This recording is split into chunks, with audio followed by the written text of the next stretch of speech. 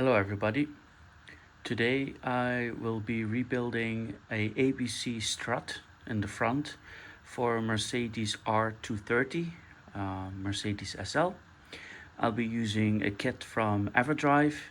The kit consists of a dust cover, upper and lower, a new ball joint, new top mount, also the clamps to get the dust cover mounted, and quite special, also I will have a rebuild kit for the hydraulic part of the suspension. So with this kit you'll be able to get your R230 suspension back in optimal order, and I will use this video to explain how I have done it. I have here the front strut of a Mercedes R230. On the market there's not really a rebuild set available, and so you have to buy this either new OEM or to have it from a third-party manufacturer. To be honest, nothing beats OEM, so EverDrive has developed a kit that will allow you to rebuild the majority of this shock just with the kit and everything that comes with it. The ball joint, one of the things that mechanically can fail. The dust cover, and as you can see, this one's been broken off, and it's actually quite a critical part. People will be driving without the dust cover, as you can see here, but the dust will get into the piston rod and it will go up into the hydraulic part, which is here, and will grind down the hydraulic seals, and for this reason it will start leaking. So it's quite a robust system, but if the dirt goes in here, it can start leaking very quickly. And then you have here the top mount. Again here, this is a very bad example, but this is just completely dry, rotted and broken, and there will be a top mount replacement for this as well. There's a line here, obviously also dry, rotted. This is a desert car, as you can see. Here, this is still available from the dealer, and if this would be the case, they don't always look like this, but if this is the case and you have the shocks off, then you might as well just replace it. I will be replacing this one too. So I will be doing a step-by-step on how to take the shock apart and how to be able to inspect all of the various parts of the shock and how to fix it. And so you will have your shock in absolute new running order, OEM quality. And that's very important for these cars. I know that there's an option where you can go to coilovers. If that's what you're into, that's completely fine. I think most people drive an R230 because it's a GT Cruiser convertible, and the ride quality together with the ABC system is incredibly important. And for this reason, EverDrive does not only sell the rebuilds for the shocks, but also sells the full rebuild for the ABC system. This includes all of the valves and the pressure accumulators.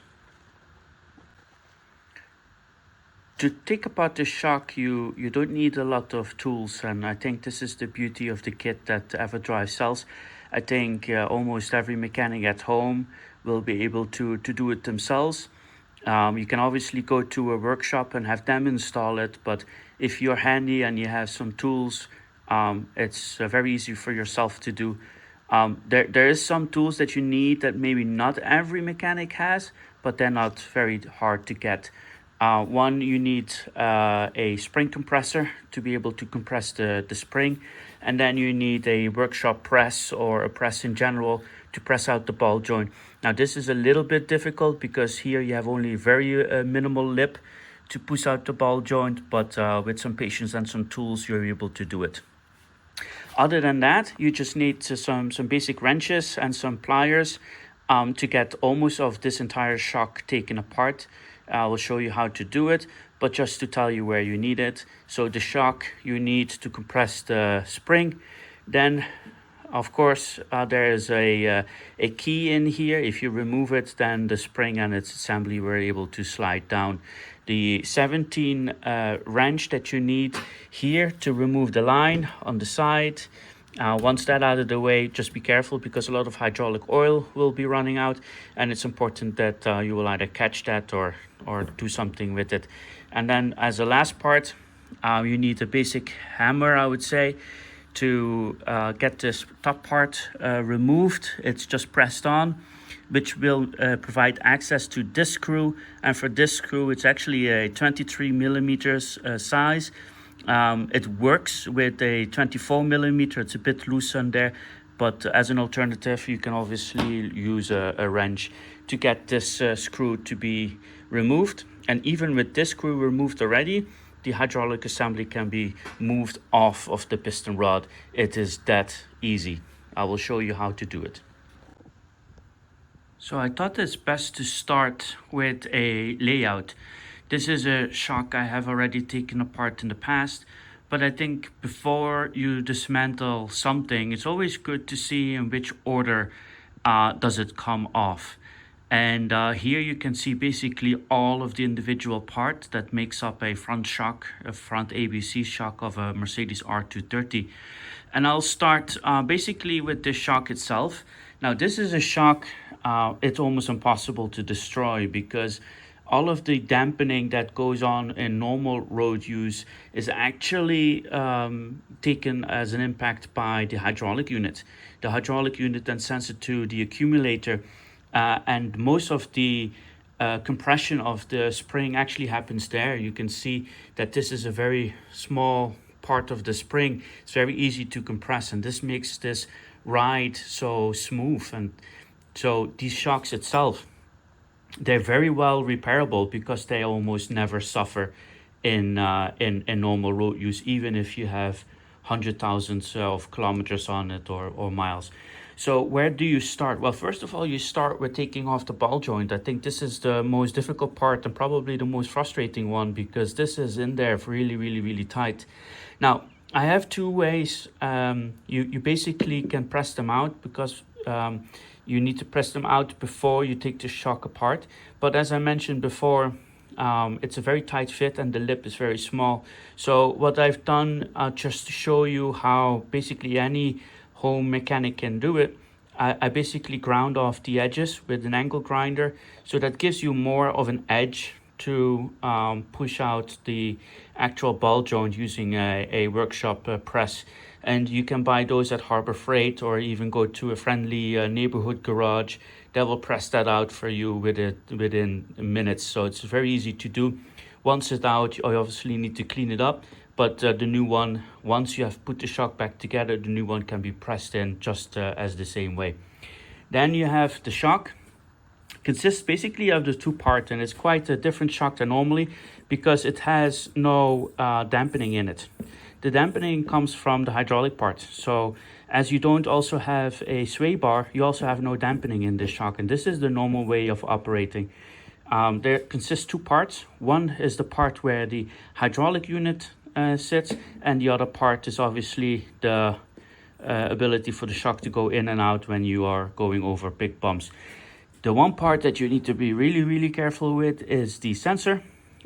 This is I would say early version of a mag ride, but here's a sensor that senses how much the shock is going up and down, specifically on the hydraulic unit, because there's a magnet inside of this hydraulic unit, and this is inside of the shock here. And once you have taken that top screw off, this comes out, but you have to be really careful with it because it's a very sensitive part. And so take it out and put it somewhere safe where it won't be in the way while you're rebuilding the shock. So maybe to start from the beginning, assuming that you already have taken out the ball joint, so you have a bare shock. First, you take off the cup, the top. This is done with just a hammer and a chisel. It's very easy because it's a press fit on these screws right here. Once that's off, you get the top mount off, or the top rubber, or whatever remnant is left of that. Once you have these two off, you get access to this part. It's where this screw is. This is a 23 millimeter, but a 24 will work. Even if you have to put maybe an adjustable wrench, you can get that off. The way you get that off, because once you screw this, obviously the piston of which the the screw is screwed into will turn. That's why they made this here. And now you can see I've used this already for test purposes. You can put this into a bench and squeeze it, and then at the other end you can very easily take it apart. This, you will not undo this part because it's almost like it's welded in there. I don't know exactly how they did it, but this is very firm, and it's purposely made like this so that you can grip it, and then at the other end you can take the screw off. And obviously when you put it back together, you need to do it in the same way.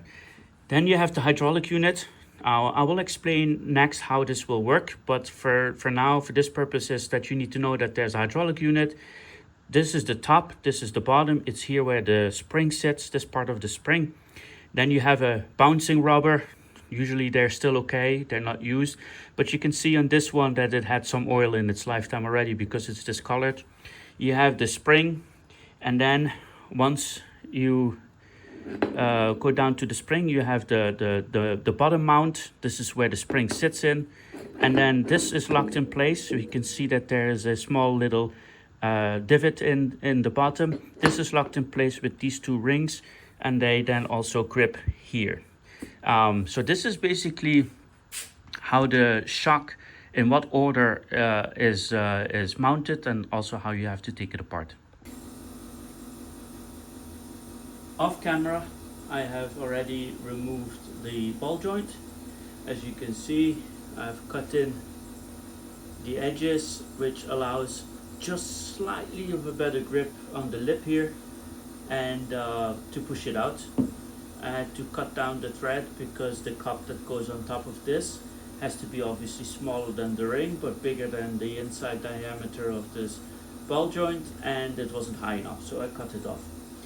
What I also did off camera, I removed the top cover. As you can see here, basically it's just a press fit, so I've pressed it off, and voila, you have it. So now we get to the stage of where we have to remove the coil. I will do that with a tensioner. This one, I think they're quite universal. I had to take off the plastic mount because otherwise it wasn't fitting inside of the spring, so that I can wound it in just enough to decompress the lower cup here, so that I can get out the rings that is holding it in place. I will do that now.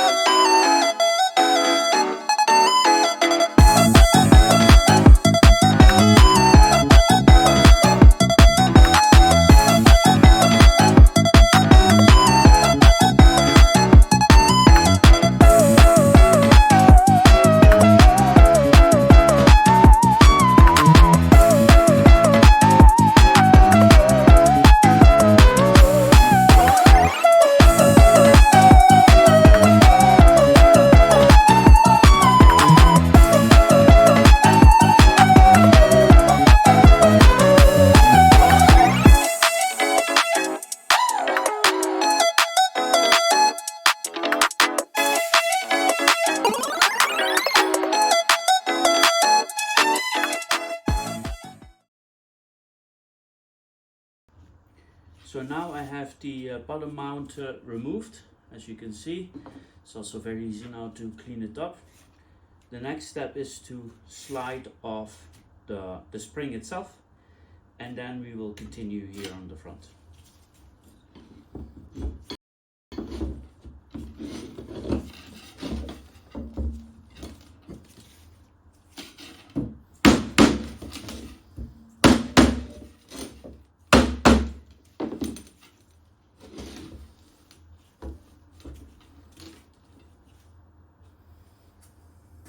Bottom mount, as you can see, it's not very easy to clean.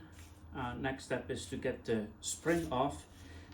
It is seated here in this plastic housing, so you probably need to pry it a little bit, but then the spring will come off on it. So don't hit this, because it actually is the hydraulic cylinder that is under here. You don't want to damage it, so use a flat screwdriver and gently pry your way over, because here's a small notch. This notch goes into the spring.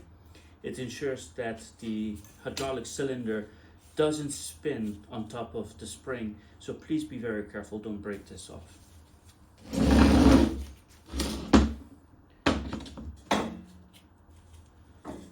As you now can see, the spring consists of two parts. One is the very big spring, and then second is the smaller spring. This spring is what takes out most of the road bumps, and then obviously makes for a very smooth ride.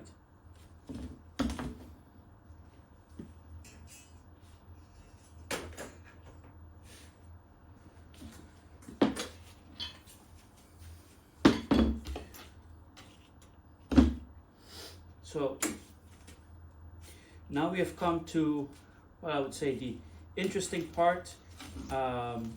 You have the bottom shock, obviously very dirty. You have the ball joint removed, you have the spring removed. Here is what is the hydraulics and what usually leaks.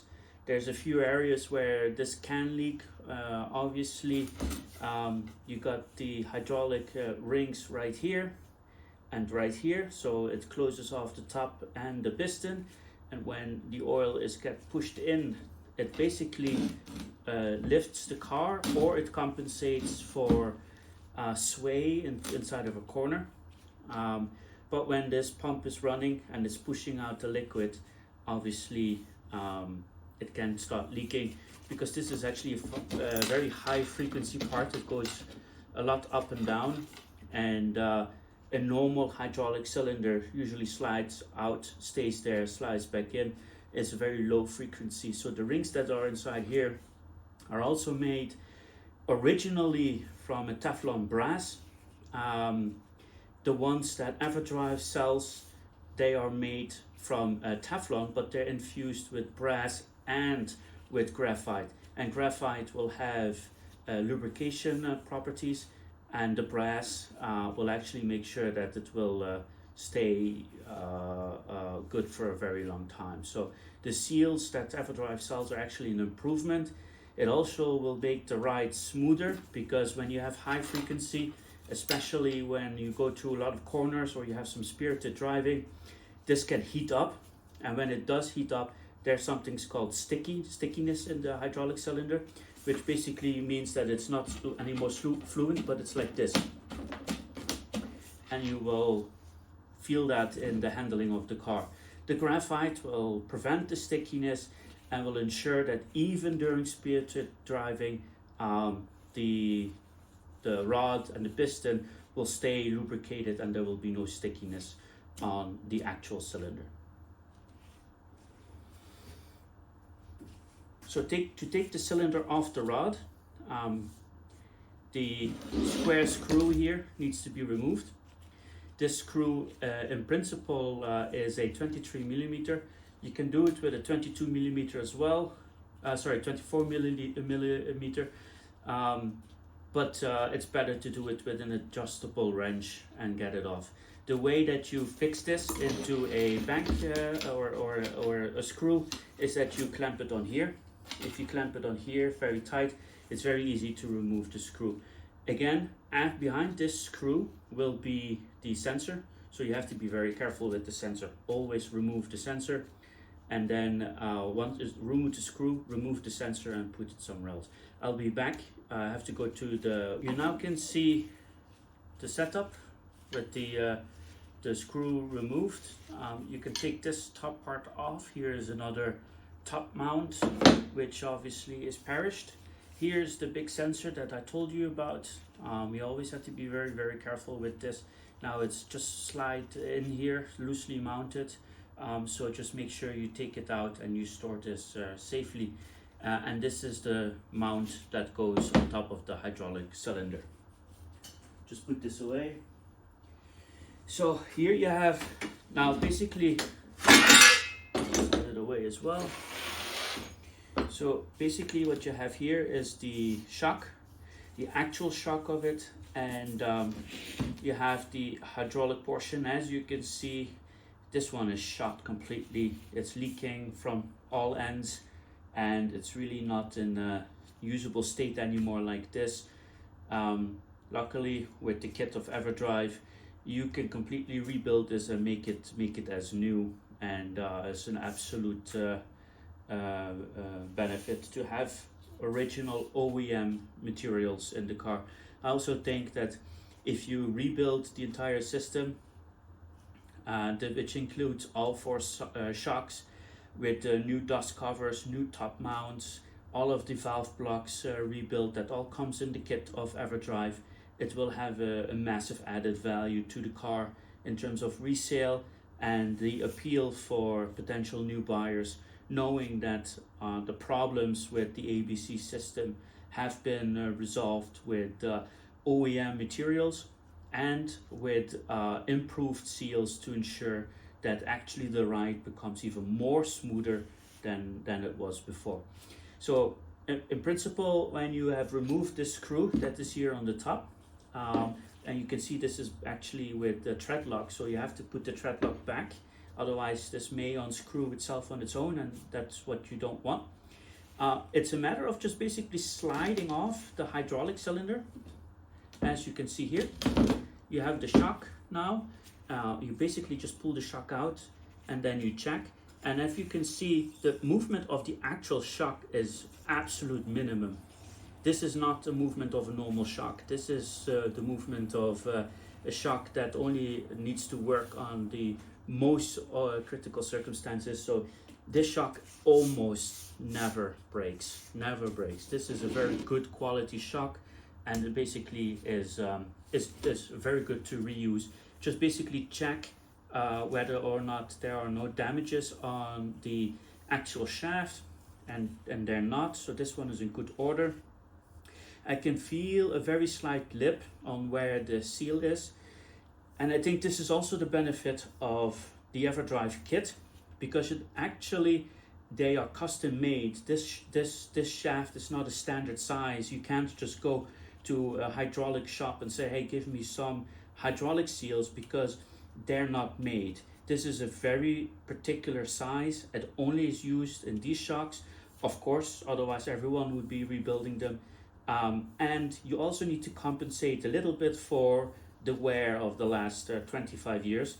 So the EverDrive seals have actually been remodified to make sure that even on shafts where there may be a slight wear, and there's not really a wear, you can just feel a difference between the polished part and the rough part, but even if there is wear, it will compensate for the wear, not only on the internal seals, so the hydraulic seals, but also on the dust covers that are on the outside.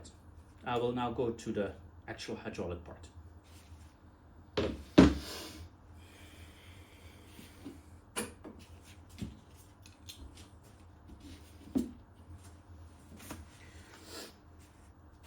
So this is the hydraulic part, the ABC part, and basically it's just a high frequency hydraulic cylinder that moves in and out depending on the road bumps like this. And there's a hydraulic seal here and a dust cover. There's a hydraulic seal here on the inside and a dust cover. And then there's a hydraulic seal here on the inside and a dust cover. And I actually see that this one is completely perished, and I can see that the internal one is actually already coming loose. So this is not good. That's the reason why this thing has been leaking.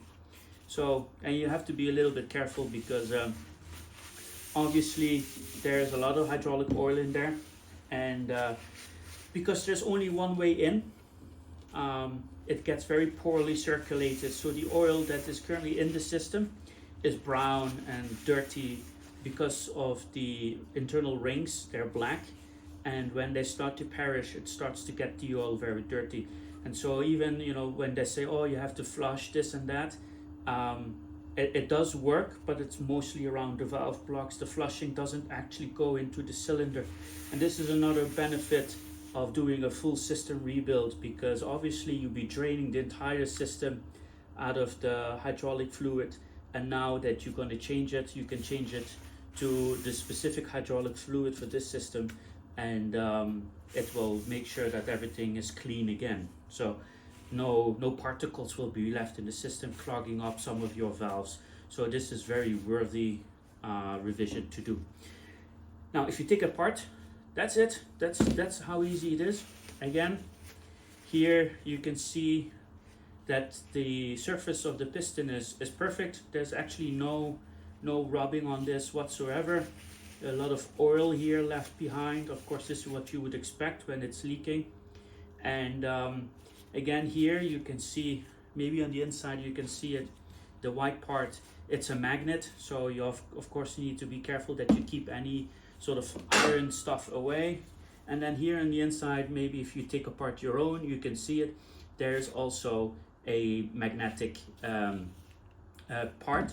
And so basically that sensor that I just removed, that measures how far these two sensors, these two magnetic sensors are apart from each other, and it may compensate the other side. Let's say you go in a corner and you're swaying the car, then it will just compensate by measuring this distance between the two magnets. It's a relatively simple system. It's not complicated at all, but it's still very important that you keep everything clean.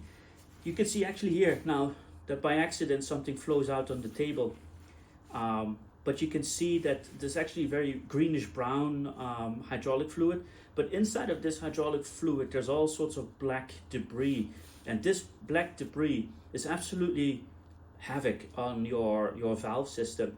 So this is really, like, people say, oh, you know, I changed a cylinder and then my valve doesn't work, my car sags, or whatever the reason is. It is because your system is just dirty. Even though, as I say, maybe lifelong oil, for sure it's not the case, and just a flush won't get rid of all of these debris. You really need to do a full clean after 25 years. It's probably worth it, and it will add great value to your car, knowing that the ABC system is in perfect shape. I will take out the seals that are in here, and then I will come back and show. So here I am back with the two parts of the hydraulic unit.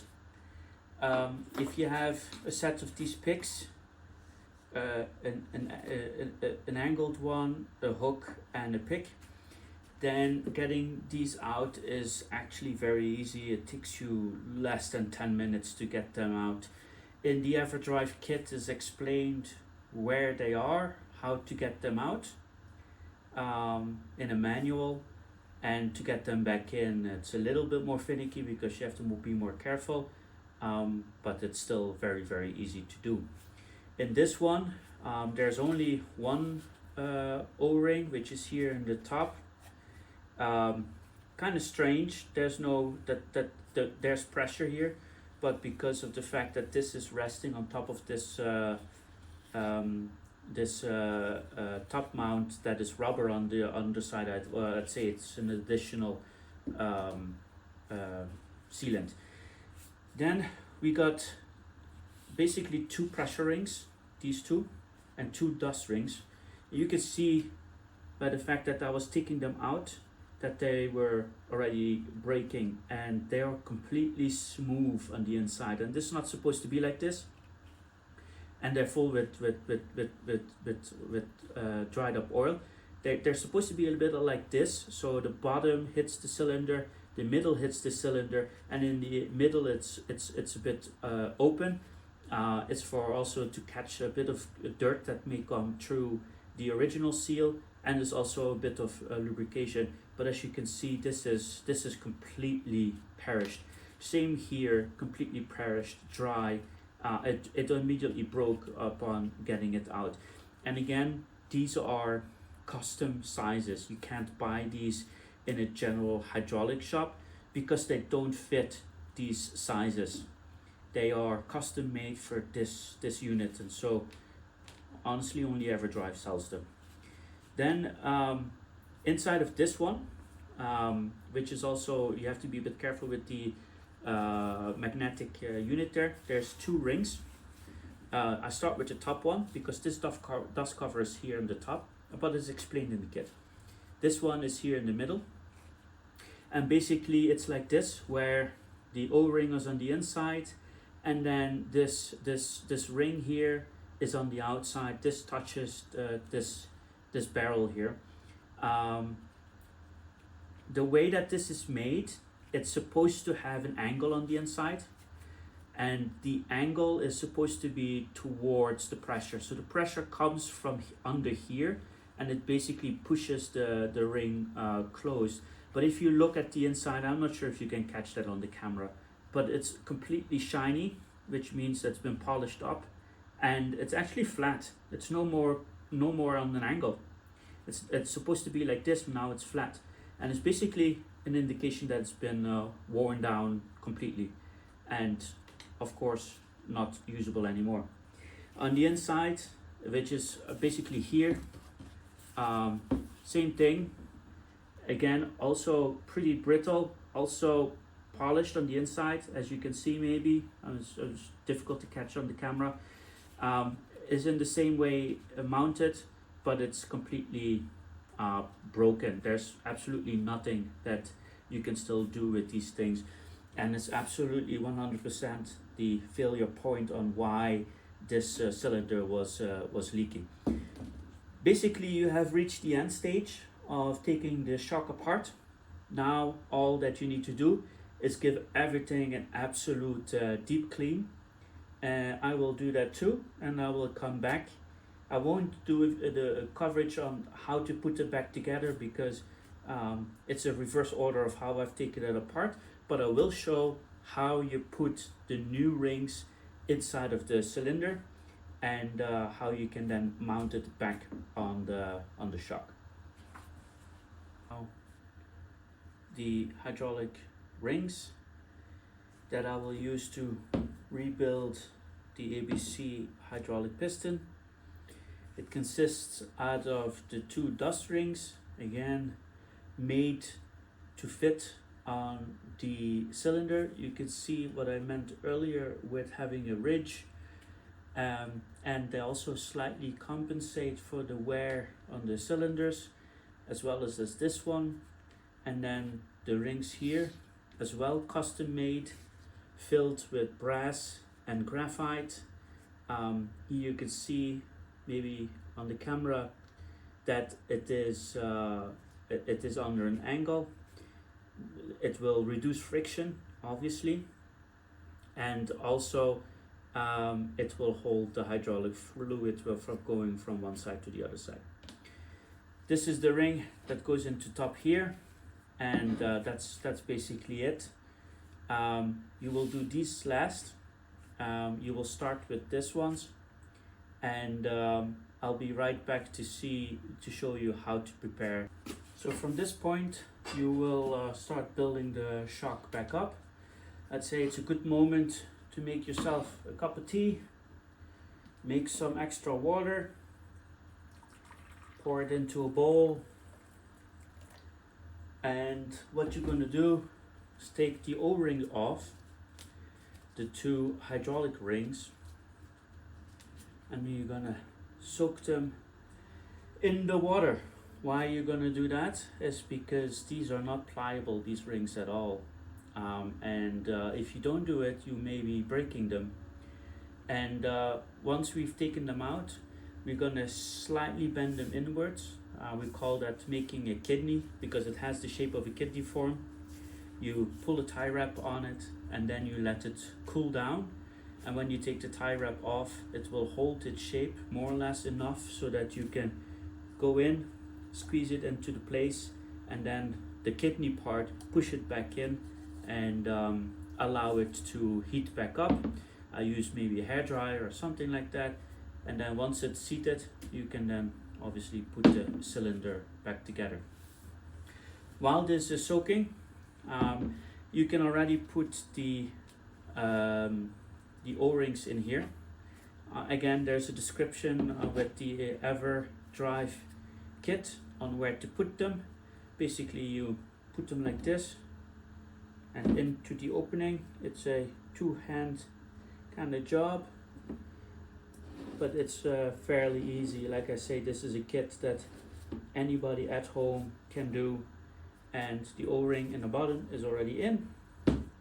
This is more fiddly just because it's in a very small cylinder, but if you don't have sausage fingers, it usually works quite well.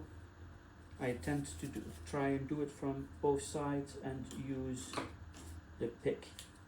Now with the pick, when you do that, you obviously have to be very careful you don't damage this seal, otherwise it's not gonna work anymore for you.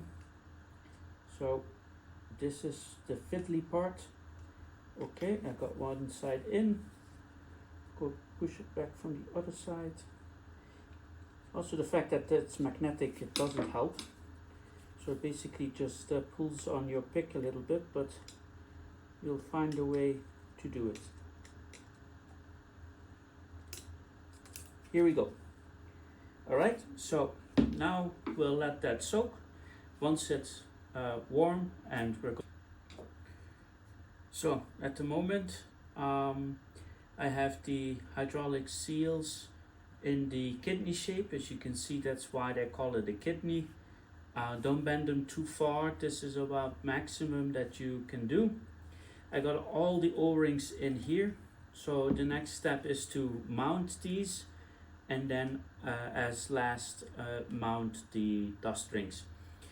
So about these rings, like I mentioned before, there is an angle to them. Both of them have it, and the top of this angle is towards the hydraulic fluid. If you turn them around, then the hydraulic fluid, the pressure will just push past the rings. So it is the actual seal of this setup. So both of them need to be facing each other. So let's say that the angle is the thick side is below. For the other one, it needs to be to the top. In this way, all of the hydraulic fluid that is in the middle will be contained between the two rings. Don't turn them around. Like I say, it won't work like that. So, and once you mount these, you can't take them out anymore without damaging, which means that you will need to have new rings in this case. Again, in the EverDrive kit, there's a description on how to actually do this, how to mount them, which side up, to make sure that you mount them correctly.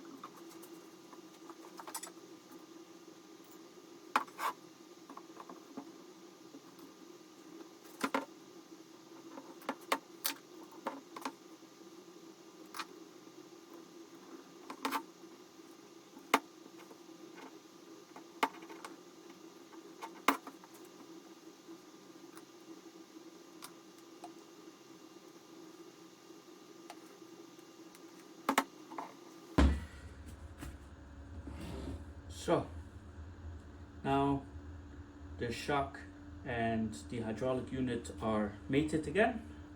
You can see it's much more rigid right now. You need to lubricate it a little bit. You mount this part first, then there is a small ring that is between the piston rod and the top mount. You need to make sure that that is into place, and after that you lubricate it very well. You slide it together. It takes a little bit more force than you might think, because these rings, they have been made slightly undersized, so that they will, I'd say, close off the cylinder very well, so that even cylinders with more wear, one more than the other, will fit. But basically it's a full working system now, and ready to go. I finished the front shock, put on the dust covers, I've put on the ball joint, I have also put on the top mount. And the way you put that on is that you put the bottom two on, then the top mount, and then you use a couple of 13mm screws to pull down or push down the top steel on top of the bolts here. Then you have to make sure you do it in the right order, meaning before you screw on the top part, you're gonna have to pull over the first part of the dust cover. Now you have to make sure that, of course, this aligns here, and I used a paint stripper gun to heat it up slightly, because it's quite rigid. It's supposed to be rigid, but it makes it very difficult to pull it over this aluminum part. So I heat it up, I pulled it over there, and again here you have to put the dust cover on, the bottom one, before you put the ball joint in. Once you put the ball joint in, of course, you can see here the new dust cover doesn't fit over it, and that's probably the reason why most people don't bother changing their dust cover, because you have to take out the ball joint to do so. However, like I said, a lot of dust, road grime, and everything gets in there, and it's just gonna destroy your ABC pump. So whether you want to buy the basic repair kit from Everdrive, which is the top mount, the two dust covers, and the ball joint, or well, you want to buy the advanced kit, which, if you go to the length of taking this shock apart anyway, it makes sense to also change the hydraulic seals. They are available on Everdrive, everdrive-parts.com, and yeah, good luck with your project.